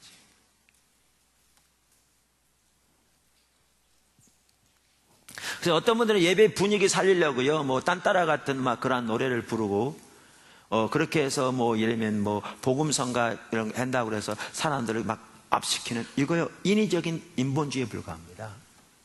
그거 전혀 축제 아닙니다. 하나님의 임재는 거쳐 있는데, 주님의 생명은 거쳐 있는데, 여기에 축제가 될 거란 말은 그런 뜻이 아닙니다. 그러면서 이렇게 말합니다. 즐거움과 희락의 절기들이 되리니 오직 너희는 진실과 화평을 사랑할지라. 만군의 여호와가 이와 같이 말하노라. 자 보십시오. 다시 여러 백성과, 이방 민족들이죠, 많은 성읍의 주민들이 올 것이며. 왜요? 하나님의 영광의 임재가 거기서 머물러 계시니까요. 이 성읍 주민이 저 성읍으로 가서 이르기를, 우리가 속히 가서 만군의 여호와를 찾고 여호와께 은혜를 구하자 하면 나도 가겠느라 하겠으며, 많은 백성과 강대한 나라들이 예루살렘으로 와서 만군의 여호와를 찾고 여호와께 은혜를 구하리라. 왜요? 하나님이 계시기 때문에. 만군의 여호와가 이와 같이 말하노라. 그날에는 말이 다른 백성, 이방 백성 10명이 유다 사람 하나의 옷자락을 잡을 것이라 곧 잡고 말하기를 하나님이 너희와 함께 하심을 들었나니 우리가 너희와 함께 가려 하노라 하리라 하시니라. 보십시오.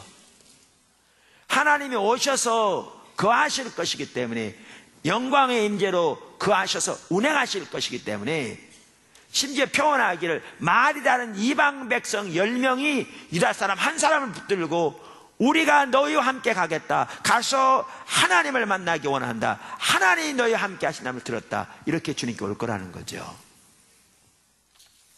여러분 무슨 말인지 이해되십니까? 아까 하나님이 8장 2절에 내가 시온을 위하여 크게 질투하며 내가 시온을 위하여 분노함으로 질투한다 그랬는데, 이 말은 무슨 뜻이냐면, 아까 말씀드렸잖아요. 이때는 이미 예루살렘, 그러니까 바벨론 포로에 돌아온 후라니까 20년 가까이 지났다니까요. 근데 하나님은 하나님의 진노가 끝난 것으로 여기지 않는다니까요. 하나님이 아직 그들을 긍휼히 여긴 것이라고 말하지 않는다니까요. 그러면서 하나님께서 하신 말씀이 뭐냐 하면, 성전을 지으라고 촉구하시는 건데, 하나님의 성전이 지어지고 그러면 하나님께서 영광 중에 임하셔서 그 가운데 운행하심으로 이것을 두고 나는 너희 하나님이 되고 너희는 내 백성이 되리라, 내가 예루살렘을 택하리라, 이렇게 표현하고 있다니까요. 하나님이 오셔서 그 가운데 거하시며 운행하시고 하나님의 생명이 넘침으로 예루살렘은 진리의 성읍이라 일컫겠고, 하나님의 생명이 그 가운데 넘치며 하나님의 영광의 임재가 그 가운데 함께하므로 하나님 모르는 이방 나라 사람들도 하나님의 임재를 구하여 주님을 구하여 사람들이 주님께 몰려오고 주님을 알게 될 걸 말하는 거지요. 이렇게 되기를 위해서 분노함으로 질투한다고 그러시는 거죠. 이 질투가 그 얘기죠. 무슨 말인지 아시겠지요? 하나님 뭘 질투하시는지, 뭐에 대해서 분노함으로 질투하시는지. 근데 이 얘기가 여기서 끝나지 않습니다. 이 다음번이 우리에게 중요한 거죠. 네 번째, 교회가 하나님의 성전입니다. 교회가 하나님의 성전입니다. 이게 우리에게 중요한 겁니다. 여러분들이 이것을 보시면 이따 보이겠지만, 스가랴 8장 2절에 나오는, 아니면 지금까지 살펴보니 스가랴에 나오는 이 하나님의 시온을 향한 불타는 질투가 오늘날로 말하면 교회를 향한 하나님의 불타는 질투입니다.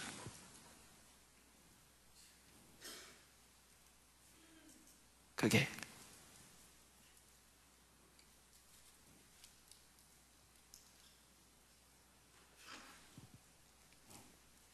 교회가 하나님의 성전입니다. 작은 첫 번째, 하나님은 처음부터 하나님의 백성들을 성전 삼고 거하기 원하셨습니다. 아까 구약의 성막만 하더라도 이스라엘 진 한가운데 있었고 사방에 세 지파씩 있었다고 그랬잖아요. 이거는 하나님 백성들 가운데 성전 삼고 거하시며 그 가운데 운행하기 원하시는 하나님의 뜻을 담고 있었습니다.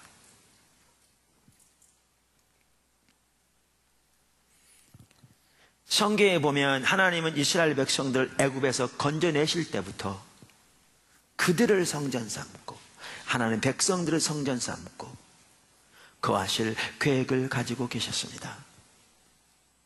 그래서 출애굽기 15장 17절 18절에 보면 하나님께서 이스라엘 백성들 홍해를 가르시고 건너게 하신 다음에, 그리고 그들을 쫓아오던 애굽 군사를 멸하신 다음에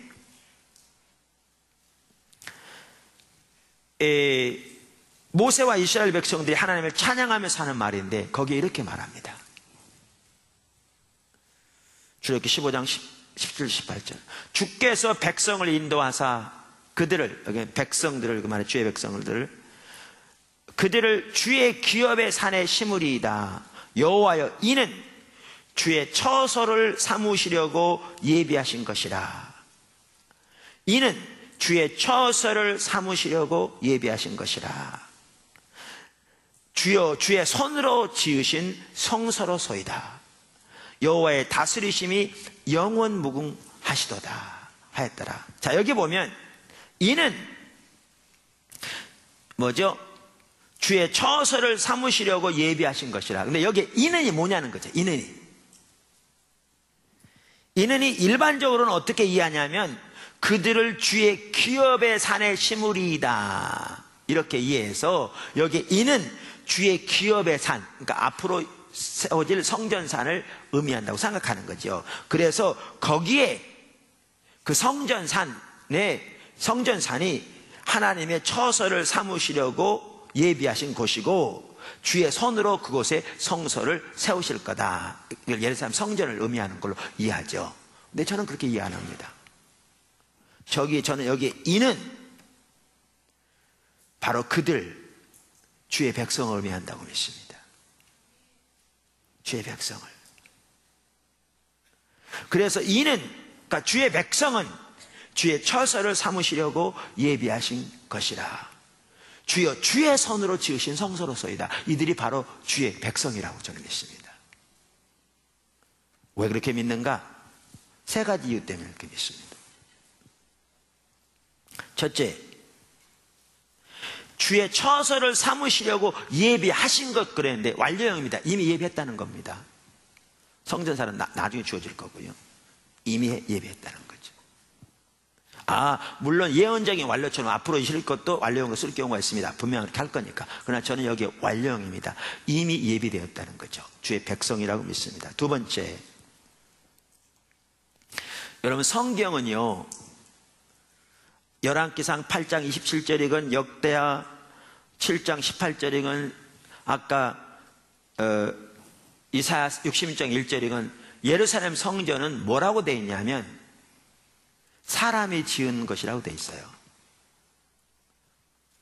사람이 지은 이곳에 어떻게 계시겠습니까? 근데 여기에는 뭐라고 표현되어 있냐면 이 성전은 주여 주의 손으로 지으신 성소로소이다. 그러니까 주님이 지으신 거예요. 주님이. 그 다음에 세 번째, 왜 그렇게 믿는가?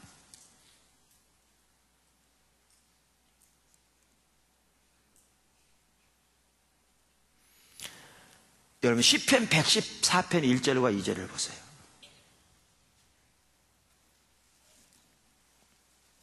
시편 114편 1절과 2절.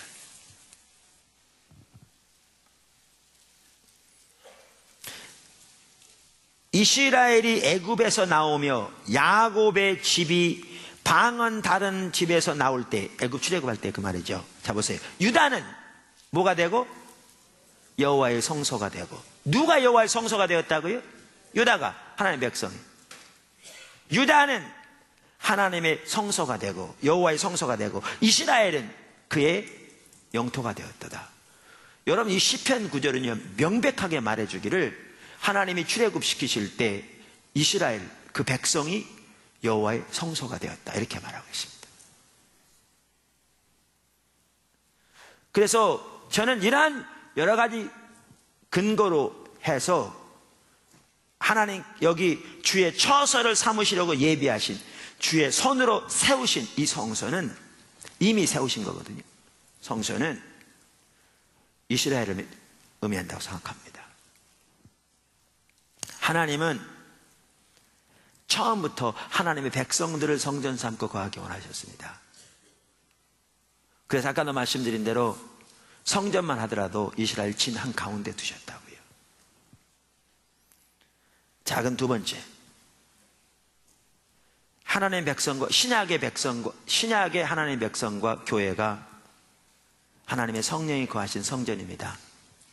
그러니까 제가 아까 말한 그거는 여러분 다르게 해석해도 상관이 없습니다. 사실은 이 두 번째 부분은 너무나 명백하니까요.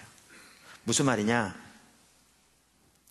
사실 성경 해석만 하더라도요 신약을 토대로 구약을 해석해야 합니다. 이건 성경 해석이 중요한 원칙입니다. 구약은 약속이고 신약은 성취이기 때문에 성취를 보고 약속을 더 알 수 있는 거죠. 예를 들면 옛날에 어떤 사람이 자기 아들에게 내년 네가 18살이 되는 해에 내가 너 마차 하나 사줄게 그랬어요. 근데 18살 되는 해에 자동차가 발명돼서 나왔어요.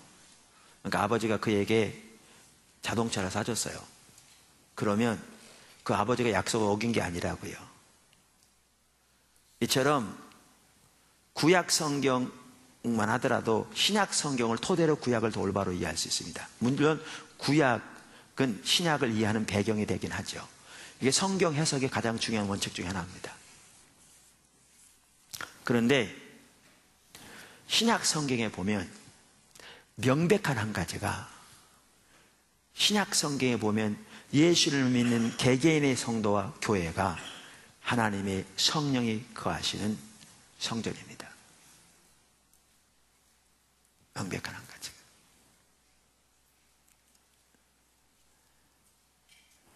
그래서 고린도서 3장 16절, 너희가 하나님의 성전인 것과 하나님의 성령이 너희에게 계시는 것을 알지 못하느냐.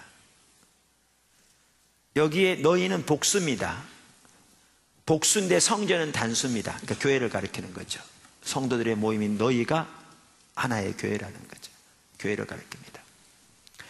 고린도전서 6장 16절, 너희 몸은 너희가 하나님께로부터 받은 바 너희 가운데 계신 성령의 전인 줄을 알지 못하느냐. 너희는 너희 자신의 것이 아니라. 여기는 단수죠. 제가 알기로는. 그래서 이것은 개개인의 성도를 가리킵니다. 그러니까 신약 성경에 의하면 하나님의 백성인 개개인의 성도와 교회가 하나님의 성령이 그 안에 거하시는 하나님의 성전입니다. 이 성전은 히에론이라는 단어는요, 건물을 포함해서 뜰까지 다 그 전체 성전 건물을 말하는데, 나오스라는 단어거든요. 여기 단어는. 이 말은 성소를 가리켜요. 그래서 많은 분들이 여기서 말하는 이 성소는 지성소를 가리킨다, 그렇게 얘기한 게요, 성소를 가리키는 단어가 여기 쓰였어요. 교회가 하나님의 성전이에요. 더욱 놀라운 사실은요, 교회가 하나님의 성전이 되었다고 말하면서 성경에 보면 구약의 예루살렘 성전에 대한 그러니까 그거에 대한 그 구절들을 말하면서, 약속을 말하면서 이게 성취되어서 교회가 성전이 되었다, 이렇게 말해요. 무슨 말이냐고요? 고린도후서 6장 16절을 보십시오. 고린도후서 6장 16절. 하나님의 성전과 우상이 어찌 일치가 되리요? 우리는 살아계신 하나님의 성전이라. 여기 똑같은 얘기 하십니다. 이와 같이 하나님께서 이르시되 내가 그들 가운데 거하며 두루 행하여 나는 그들이 하나님이 되고 그들은 나의 백성이 되리라 하셨느니라. 자, 우리말 성경에 이렇게 되어 있는데요, 이 말을 좀 더 설명하자면 이런 뜻입니다. 우리가 살아계신 하나님의 성전이라 그러면서 just as 이렇게 기록된 것처럼, 그러니까 구약을 지금 인용하는 겁니다. 구약에 이렇게 기록된 것처럼 우리가 하나님의 성전이 되었다.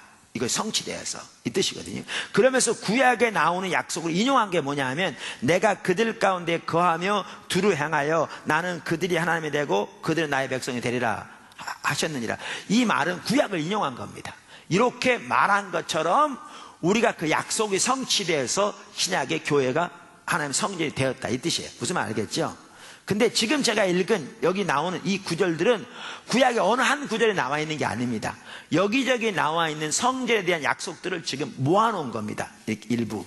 그래서 학자들이, 여러분 거기 보죠? 여러분 그 성경책에 보시면요, 관주 성경이나 이렇게 옆에 설명이 되어 있는 게 있어요. 그러면서 거기에 표시 있어가지고 성경마다 조금 다르긴 합니다만은 학자들은 일반적으로 이 배후에 레위기 26장 11절 12절, 예레미야 32장 38절, 에스겔 30장 27절 이런 거기에 나오는 구절들을 의미한다, 이렇게 써놨을 거예요. 성경 보시죠. 그렇게 써있죠. 그렇죠? 여러분 집에 가셔서요, 그 성경 구절들을 찾아보세요. 집에 가셔서. 지금은 시간이 없으니까. 무슨 아시겠죠? 여기 학자들이 이 말의 배후에 있다고 말하는 구약 성경들을 찾아보세요. 그러면 찾아보시면 뭘 볼 수가 있냐면요, 거기에 나와 있는 그 구절들이 가장 먼저는 그 시대의 예루살렘 성전을 두고 한 얘기예요.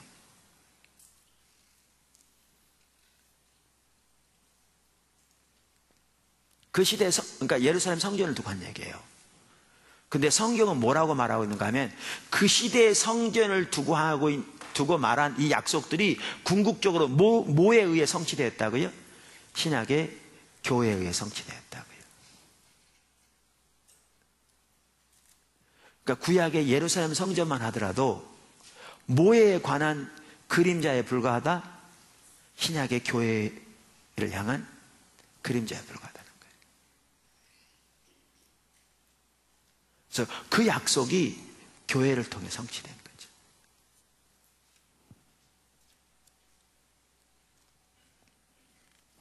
이와 같이 하나님은 이스라엘 백성들을 애굽에서 건져내실 때부터, 처음부터 하나님의 백성들을 성전 삼고 거하기 원하셨어요. 그리고 하나님은 그 소원과 열망을 이루시기 위해 하나님의 아들 예수 그리스도 이 땅에 보내셨어요.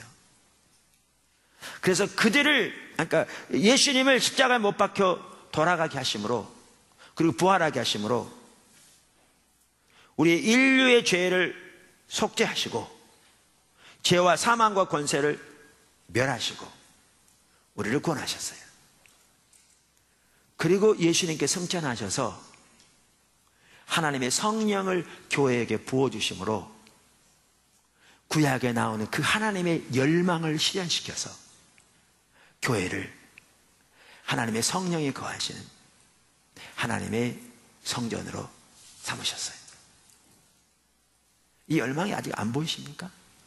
구약 때부터 하나님 백성들 가운데 거하시며 운행하시기 원하시는 그 열망을 성취시키기 위해서 예수님을 이 땅에 보내 십자가에 내어주시고 그 구속의 사건을 통해서 우리를 구원하실 뿐만 아니라 하나님의 영 성령을 우리에게 보내셔서 그 약속을 성취해서 교회를 하나님의 성전 삼으셨다고요.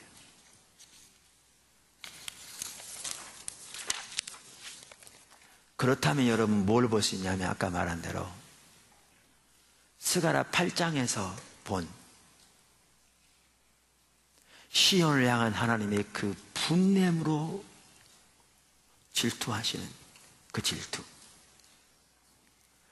시온 가운데 오셔서 머물러 거하심으로 그 가운데 하나님의 생명이 넘치기를 원하셔서, 그렇게 되기를 원하셔서 분냄으로 질투하시며 크게 질투하시는 그 질투는 오늘날 신학적인 관점에서 보면 그게 교회를 향한 질투예요. 무슨 말 이해하십니까? 제가 갖다 붙인 게 아니고요, 성경이 명백히 말해주고 있어요. 그게 교회를 향한 하나님의 질투예요. 여러분, 심지어 스가랴서만 하더라도요, 예루살렘 성전을 회복시킬 것을 말씀하시면서 그 안에 궁극적으로 예수님을 통해서 세워질 성전인 교회에 대한 예언이 들어있어요. 바로 그 스가랴서에. 어디에 들어있느냐? 6장에 나와 있어요. 스가랴 6장에.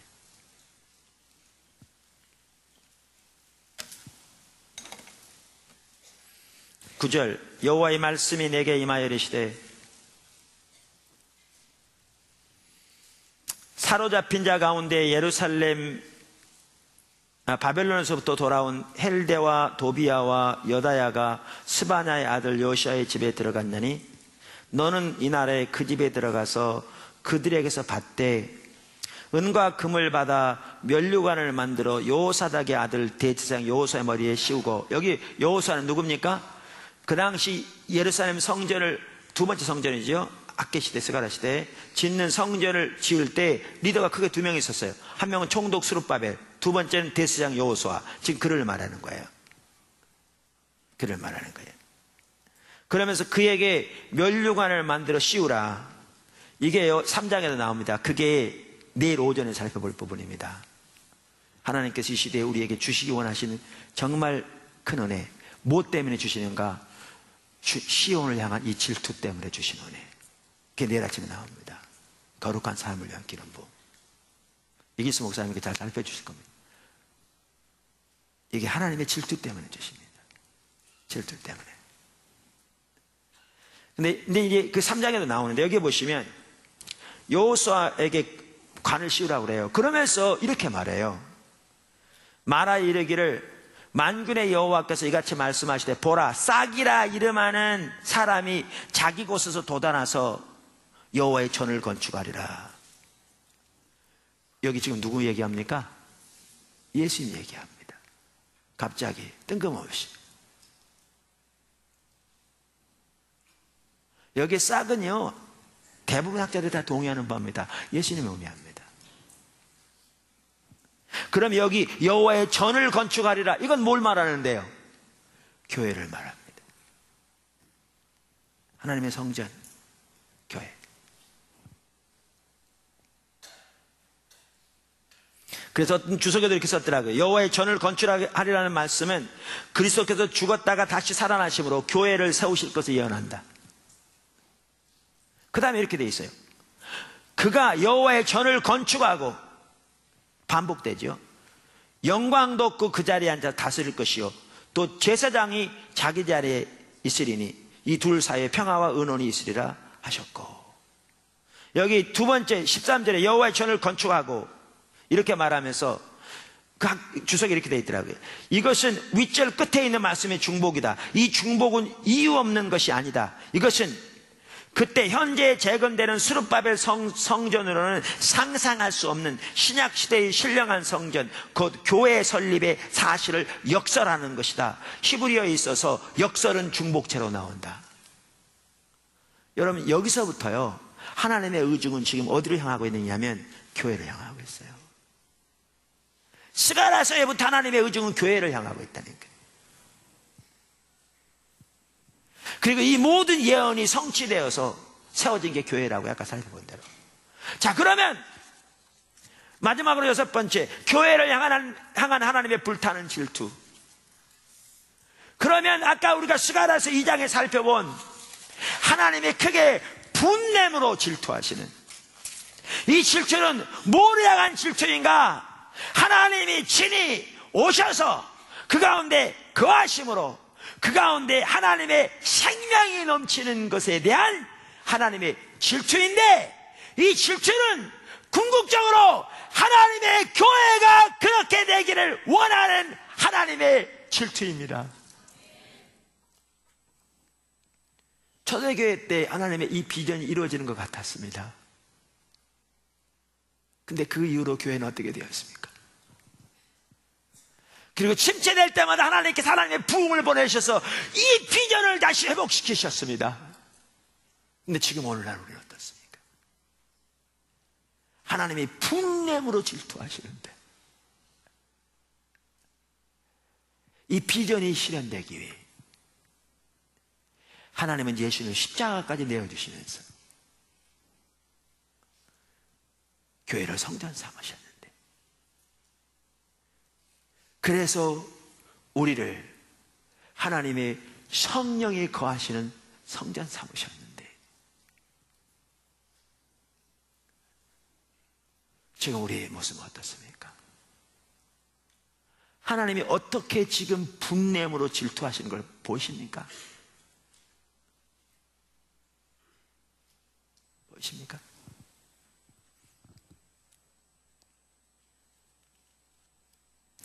여러분 아까 고린도서 6장에 보면 16절에 우리는 살아계신 하나님의 성전이라 그러면서 이렇게 기록된 대로 우리 성전이 되었다 그 말이거든요. 그래서 구약에 인용하는 말씀이 그거였어요. 이와 같이 하나님께서 이르시되 내가 그들 가운데 거하며 두루 행하여 나는 그들의 하나님이 되고 그들은 내 백성이 되리라. 여러분, 이거요, 우리가 이미 살펴본 대로 아까 구절들, 단순히 예수를 믿으면 우리 하나님 자녀 된다, 그 얘기 아닙니다. 그 얘기 안 해요. 단순히 우리는 예수를 믿으면 하나님 자녀 돼요. 내 얘기는 성경에 말하는 이 표현이 단순히 신분적인 관계만 말하는 게 아니라는 거죠. 이 표현은 신분적인 관계에서 그게 나온 거겠지만 단순히 신분적인 관계를 말하는 게 아니라 아까 우리가 이미 살펴본 대로 하나님이 우리 가운데 거하시며 그 가운데 운행하시며 역사하심으로 하나님의 생명이 넘치는 그러한 일이 교회 가운데 있으므로 안 믿는 이방 사람들까지 하나님을 찾아 주님의 영광의 임재를 구해서 주님께 나오는, 그래서 그 성읍이 진리의 성읍이라 일컫겠고 여호와의 산은 거룩한 산이 아니라 일컫게 되리라.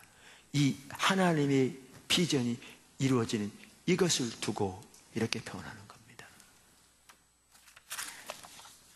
이 내용이. 근데 우리는 그것을 신분적인 관계로만 전락시켜버렸어요.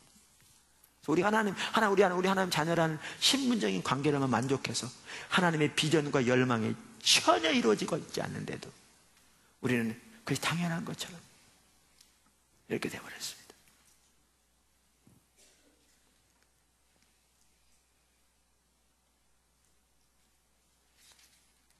저는 여기에 스가랴 8장에 그러한, 스가랴서 8장뿐만 아니라 1장, 2장, 8장 계속해서 하나님의 이 질투, 비전, 이와 관련해서 볼 수 있는 또 다른 구절 중에 하나가 저는 출애굽기 29장이라고 생각합니다. 같은 내용입니다. 출애굽기 29장 42절부터 보시면 거기에 하나님께 드릴 번제에 대한, 예배에 대한, 성전에 대한 예언이 나옵니다. 읽어보겠습니다. 이는 너희가 대대로 여호와 앞 회막문에서 늘 드릴 번제라. 거기서, 여기는 번제도 되지만 회막에서 그 말이죠. 아까 회막은 뭘 가리킨다고요? 신약의 교회에 대한 그림자입니다. 내가 거기서 너희와 만나고 내게 말하리라. 내가 거기서 이스라엘 자손을 만나리니 내 영광으로 말미암아 회막이 거룩하게 될지라.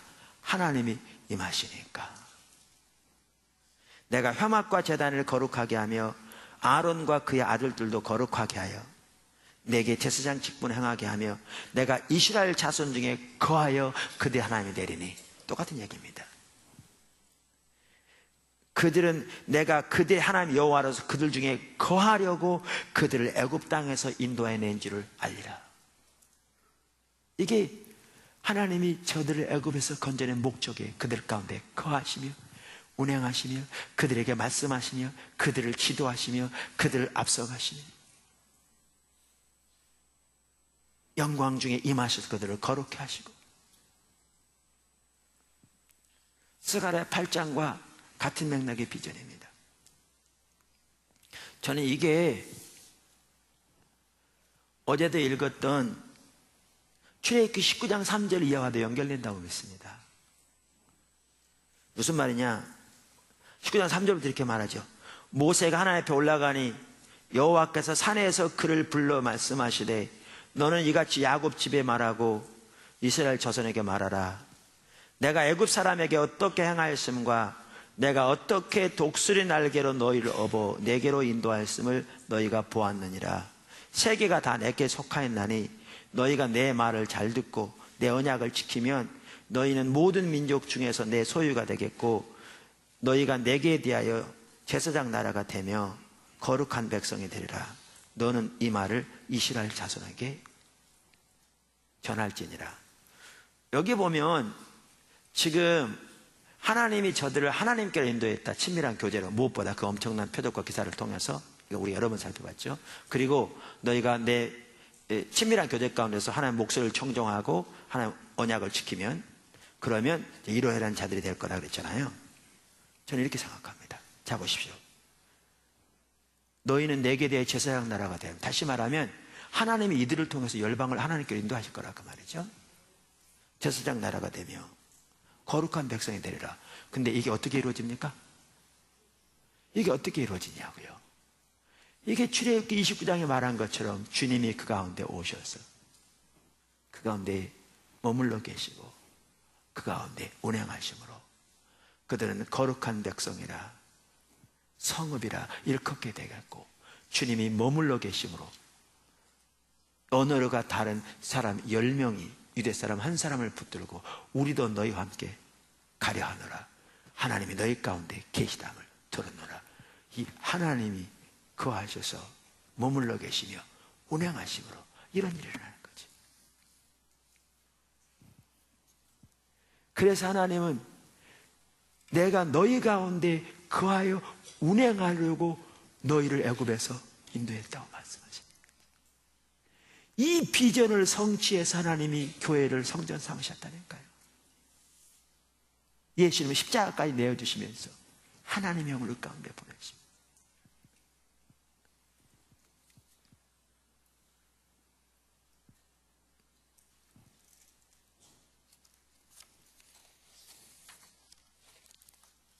그러면서 스가랴 8장만 하더라도 제가 한번 다시 한번 읽어보겠습니다.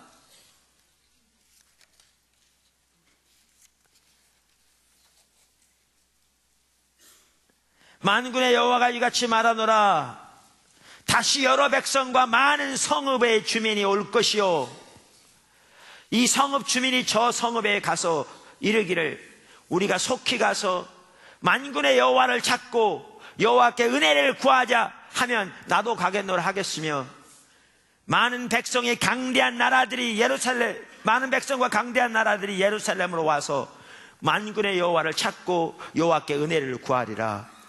만군의 여호와가 이같이 말하노라. 그날에는 말이 다른 이방 백성 10명이 유다 사람 하나의 옷자락을 잡을 것이라. 곧 잡고 말하기를 하나님이 너희와 함께 하심을 들었나니 우리가 너희와 함께 가려 하노라 하리라 하시니라.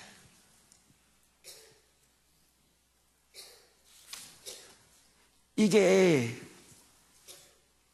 하나님의 성전인 하나님의 교회를 향한 하나님의 비전입니다. 이게 하나님께 드려지는 예배를 향한 하나님의 비전입니다. 이 하나님의 비전을 위해 하나님은 분노함으로 질투하시는, 질투를 가지고 크게 질투하십니다.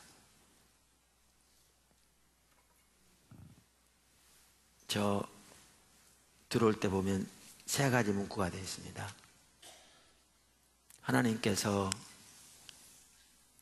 이 장소 이리로 분당에서 이사 올 때 여기 제가 계약을 했던가 계약을 하려고 했던가 그 상황에서 제가 기도원에 가서 기도하고 있는데 기도 제목으로 또렷한 3가지를 주셨습니다. 약속 같았고요, 기도 제목이기도 하고요. 그게 저 문 앞에 써 있는 거고요, 입구에도 써 있는 겁니다. 그게 하나가 뭐냐면 하나님이 영광으로 임하시는 거룩한 처소가 되게 하소서. 부흥과 관련된 겁니다. 지속적으로 하나님과의 만남이 이루어지는 장소가 되게 하소서. 다시 한번 열방으로 나갈 일꾼들이 양육되는 곳이 되게 하소서. 세무교 선교회 훈련을 통해서 그걸 이루어지고 있죠. 이 하나님의 비전과 열망을 여러분들이 보시고 그 비전이 여러분의 비전이 되셔서 하나님의 교회와 하나님께 드리는 예배 가운데 하나님이 열망하시는 이 비전과 열망이 이루어지도록 사모하고 갈급하고 기도하고 삶을 드리고 간구하고 그것을 추구하면 주님의 질투가 시온을 택한 시온을 향해 크게 분노함으로 질투하시는 그 하나님의 질투가 여러분을 뒷받침하실 겁니다. 왜? 거기에 주님의 열망이 있기 때문에. 거기에 분노함으로 질투하실 주님의 질투가 있기 때문에. 그렇게 주 앞에 서시기를 바랍니다. 그렇게 주님의 뜻이 이루어지도록 기도하시기 바랍니다.